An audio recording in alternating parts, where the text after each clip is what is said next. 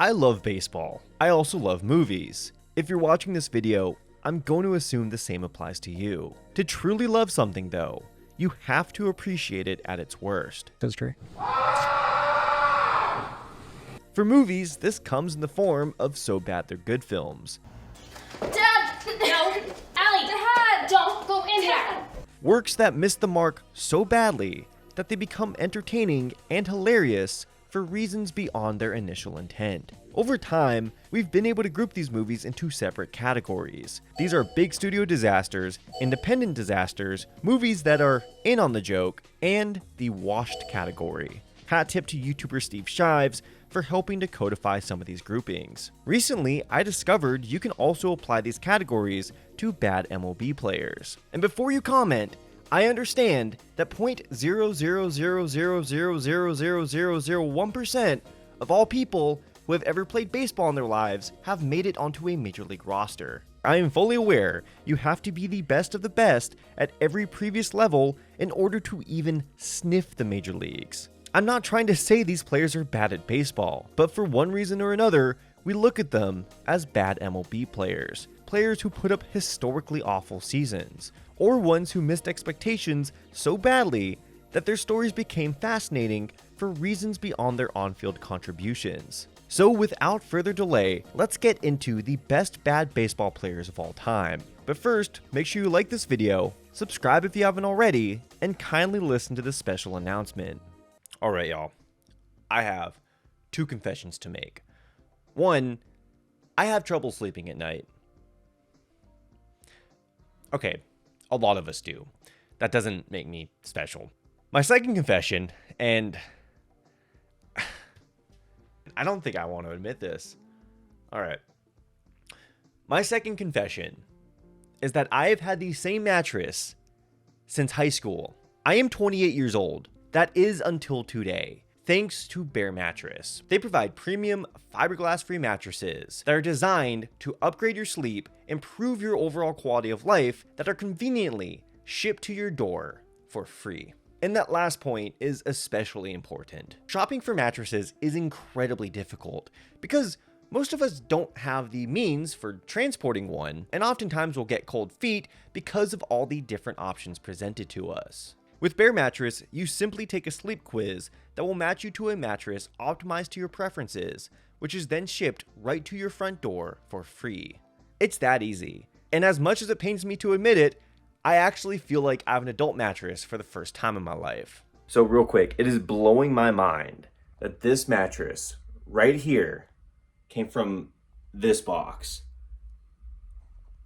It's insane. The first night with the Elite Hybrid queen-sized was life-changing, to be honest. It's like the mattress was designed specifically for my preferences. And now I'm kind of excited for the next time I get to go to bed. It's kind of like being a kid again, except I guess when you're a kid, you didn't actually want to go to bed, but it's like I have the excitement and enthusiasm, if that makes sense. You know the point I'm trying to make. Anyway, they eliminated all the fear I had of mattress shopping, and I'm confident they'll eliminate yours as well.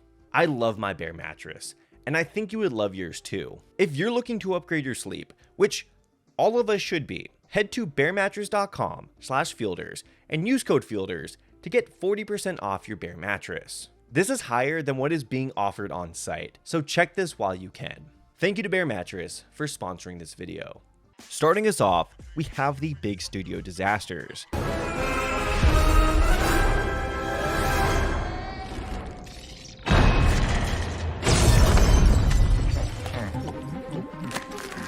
These are productions that had the budget, resources, personnel, and the talent to make a good film, but either due to hubris, mismanagement, incompetence, or a combination of all three, failed in a spectacular fashion. Some of the biggest examples include Madam Web, and one of the greatest ADR jobs in film history. Less than nothing. I will not give up everything I've built and have my life cut short. The Morbid Good Time of Morbius, Food Fight, an animated film with a $45 million budget featuring the talents of Charlie Sheen, Eva Longoria, Hilary Duff, and Christopher Lloyd, only for it to be rendered using a Sega Dreamcast. The failed expanded Scientology universe soft launch that was Battlefield Earth, a movie that would make you physically ill to look at if it wasn't for the great acting. While you were still learning how to spell your name! time. I was being trained to conquer galaxies. Catwoman, a movie that almost sent DC Films back another 10 years, Who's here?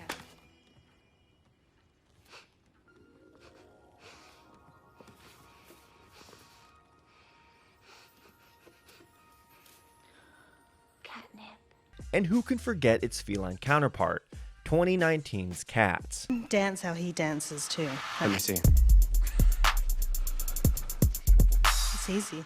These movies, while enjoyable for the wrong reasons, can be frustrating. Some even had expectations going into their release, but even if they didn't, we're talking films with accomplished actors, writers, and directors that failed so miserably that they were thrown into the same canon of films that contain Sharknado and The Amazing Bulk. The bad baseball player equivalent to this are players who possessed all the tools and physical makeup to be a star. We're talking high draft picks, top prospects, and highly sought after international free agents, who due to hubris, mismanagement, incompetence, or some combination of all three, failed spectacularly. Busts, essentially.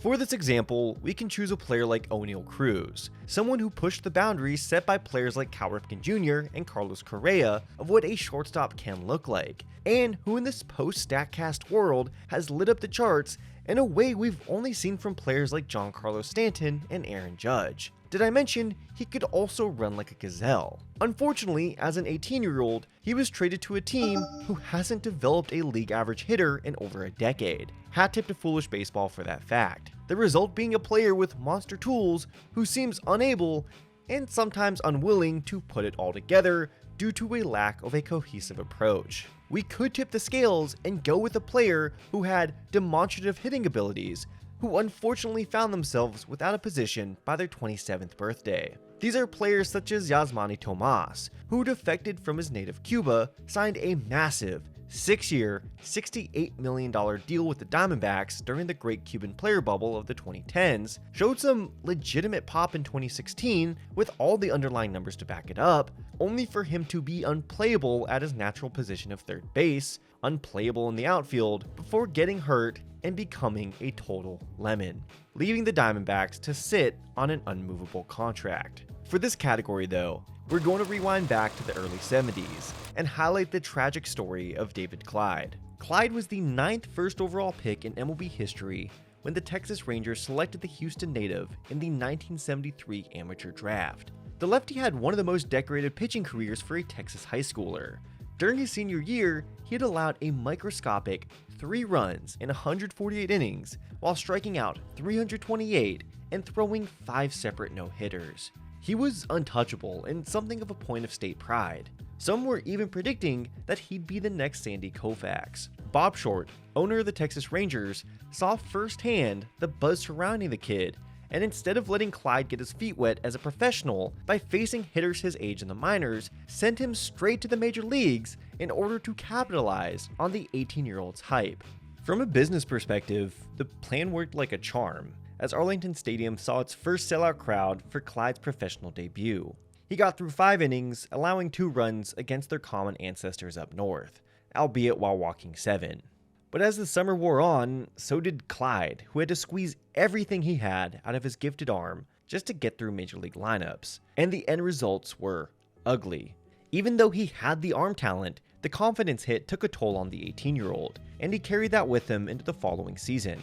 Remember, this is a kid who had experienced little to no adversity his entire amateur career, so he was experiencing it for the first time on the sport's largest stage for his entire home state to see. He would finally get his much needed seasoning in the minors in 1976, but at that point, his career was already in the dumps. He was 21 years old. On the opposite side of the spectrum, we have the independent disasters. You and I got nothing to do. Let's Shut up. These movies are the ones most revered by bad film connoisseurs. They are made by passionate people who, for the life of them, don't know how to make movies. Renegades who so badly want to recreate the magic of the silver screen. but unfortunately don't have the resources or acumen in order to do so. Did you hear? He wants you, but he can't have you.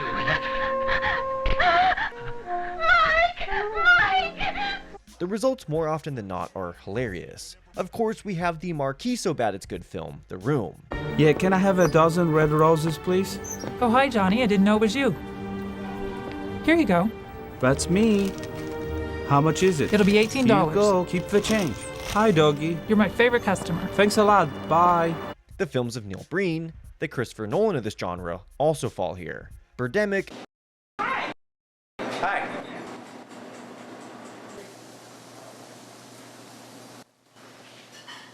Here's the menu. Thank you.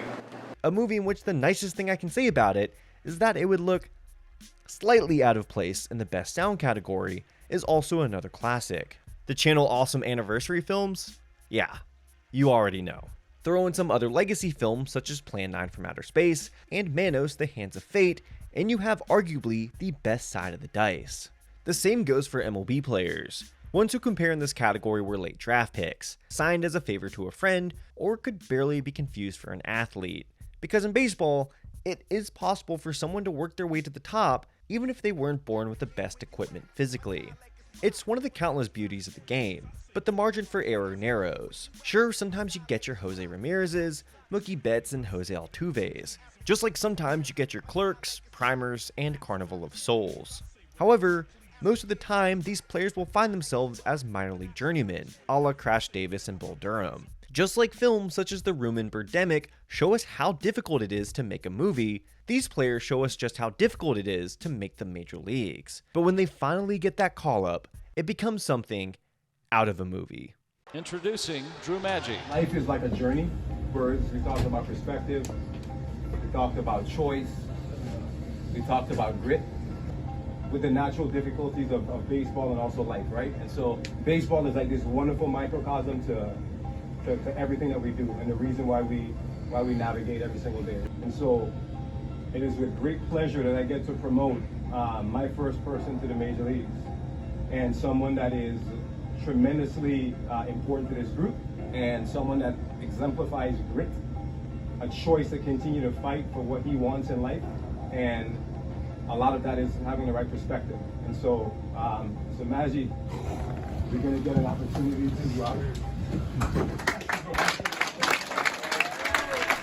For our player example, we can pull from recent memory and go with Drew Maggi, who after grinding his teeth in the minors for 12 years after being drafted by the Pirates in the 15th round of the 2010 draft, getting bounced between 5 different organizations, finally made his major league debut on April 26, 2023 at the age of 34 for the same team that originally drafted him. He went 2 for 6 with a double in 2 games before the Pirates sent him back down. Want to go even older? We can look to Joe Strong, who after getting selected in the 15th round of the 1984 draft, pitched in 4 different countries before the Florida Marlins finally selected his contract in 2000 when he was 37 years old. He gave up 16 runs in 19 2/3 of an inning, but he did strike out future Hall of Famer Jeff Bagwell. For this selection though, I'm going to go with the personal pick, Sean Kazmar Jr. Originally a 32nd round pick out of Las Vegas High School by the St. Louis Cardinals, Kazmar opted to attend the College of Southern Nevada, where his draft stock plummeted to the 37th round by the Oakland Athletics. So the infielder opted to play his sophomore year instead, which finally increased his draft stock to the 5th round by the San Diego Padres. He made his major league debut for them on August 13, 2008 as an injury replacement for shortstop Khalil Green against the Milwaukee Brewers. His first at-bat resulted in a single off of CC Sabathia. He would be taken off the roster in late September in order to play for the Peoria Sagueros in the Arizona Fall League. Fast forward, nearly 13 years later, to his next major league appearance, pinch hitting for Huascar Yanoa against Trevor Williams after being put on the roster as an injury replacement for second baseman Ozzie Albies on the 2021 Atlanta Braves. Kids who were born during Kazmar's first cup of coffee would be finishing up their final semester of the 7th grade for his next. This was the second longest gap between major league appearances in the league's over 100-year history. He would ground into an inning-ending double play. His final major league at-bat came on May 5th in which he grounded out against Nationals lefty reliever Sam Clay. Life spent toiling in the minors is not a glamorous one. Just like the sets of some of our favorite bad movies are often full of workplace hazards and lackluster amenities. In both instances, the end result isn't great. Son of a bitch told me that I would get it within 3 months.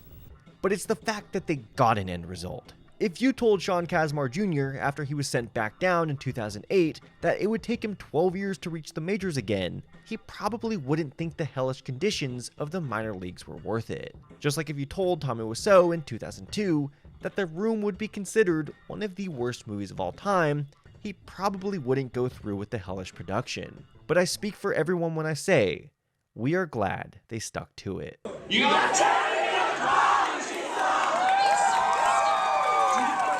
But so it's literally like 2-3 hours after the game and Snit calls. And I'm like, I'm like this. I mean, why else would Snit be calling me?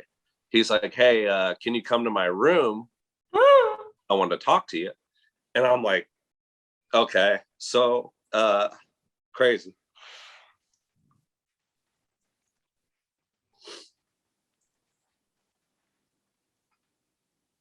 Sorry, I get emotional about it. No, do not apologize, dude. I call my wife on the elevator. Hold on. I didn't think I was going to do this. Damn. I'd knock on the door. He answers. He's got a bottle of wine and 2 glasses. And he sits me down and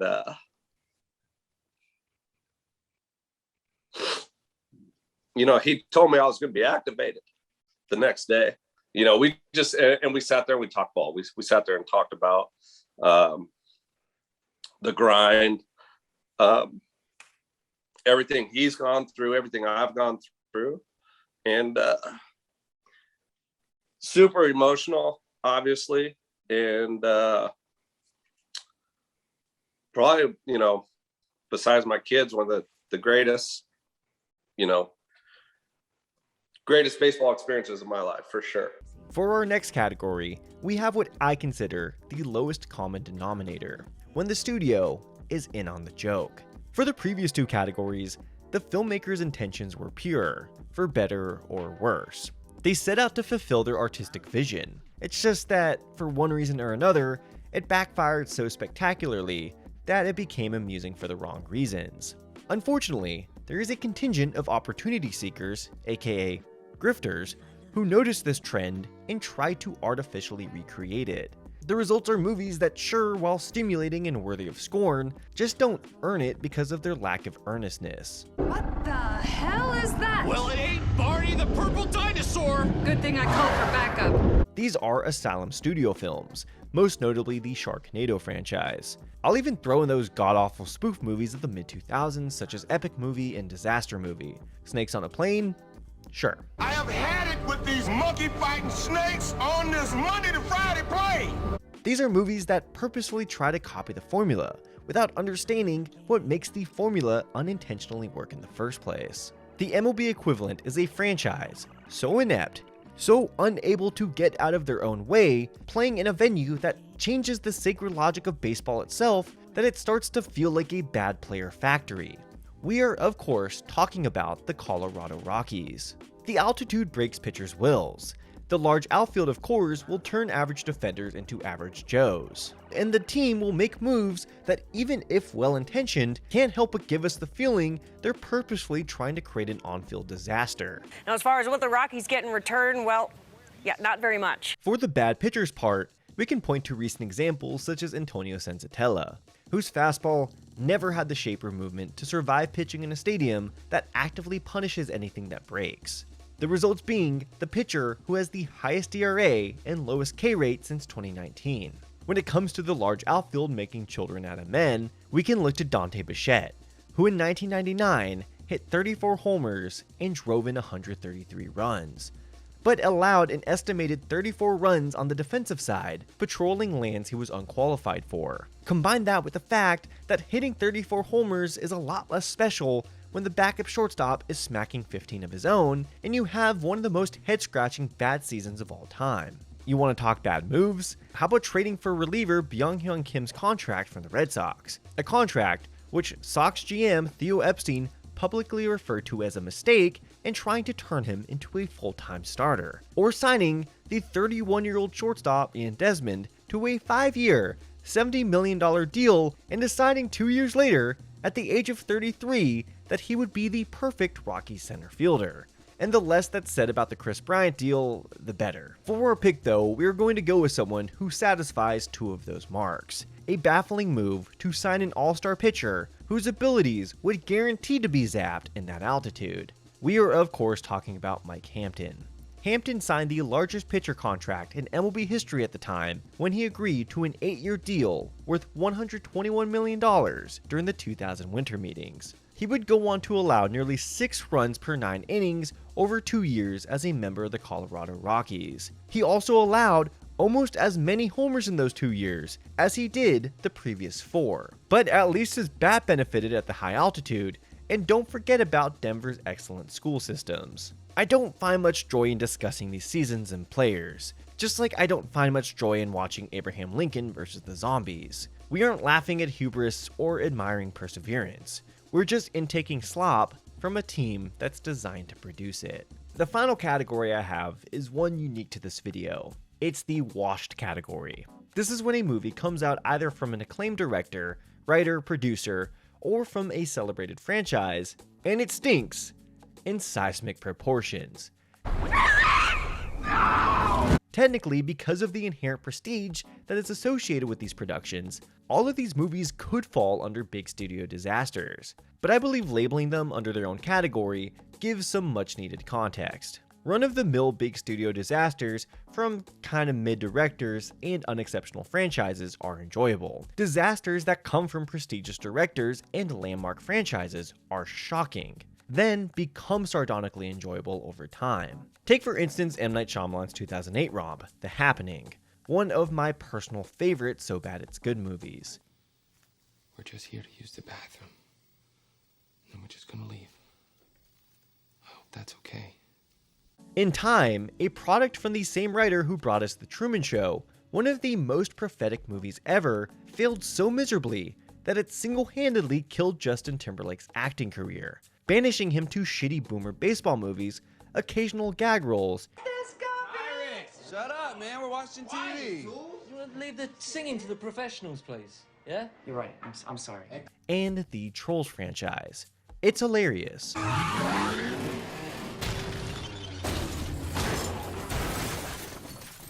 Also, who can forget the instant classic, Francis Ford Coppola's Megalopolis, a movie that at its best looks like a Linkin Park music video, and at its worst feels like a Rick and Morty copy pasta. And you think 1 year of medical school entitles you to plow through the riches of my Emersonian mind? Entitles me? Yeah. Once revered franchises aren't safe from this fate either. Once the initial shock wore off, films like Superman 4, The Quest for Peace, The Rise of Skywalker, and Matrix Resurrections also hold their place in the canon.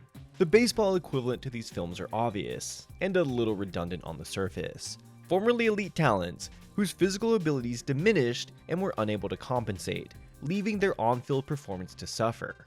Unlike the film industry, where oftentimes great directors will continue to make great art, this is to be expected in the sports world, as the aging curve remains undefeated. However, there are some athletes whose fall from grace is so inexplicably severe and oftentimes prolonged that it leaves us in an initial state of shock and horror.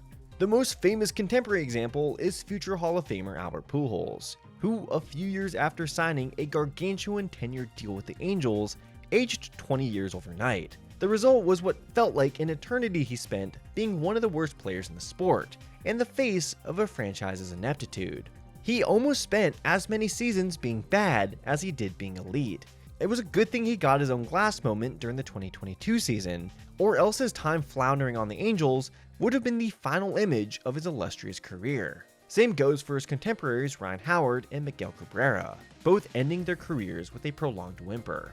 We can look at a pitcher like former Cy Young Award winner Doug Drabeck, who went from being the Pirates' #1 starter in the 1992 NLCS to being on the wrong side of hitters' highlight reels after signing a 4-year contract with his hometown Astros, starting his decline at the age of 32. I'm going to go off the wall with this one though. The example I'm choosing is Ruben Sierra. Debuting at 20 years old, the Puerto Rico native often drew comparisons to his territoryman Roberto Clemente, a comparison not taken lightly by the blossoming superstar. Early in his career, he had the numbers to back this up, even outpacing Clemente by some measures. He was a dynamic, true five-tool player for the Texas Rangers. But as the story goes, after narrowly missing out on the 1989 MVP, something that seemed to have haunted Sierra, he spent the entire offseason bulking up, which ended up costing him a lot of his natural athleticism. While his numbers sustained with 2 okay seasons, sandwiching one final great season, Sierra, amidst clashes with Hall of Fame managers, teammates, and even future presidents, produced bad season after turning just 27 years old, typically the age when a player is expected to peak.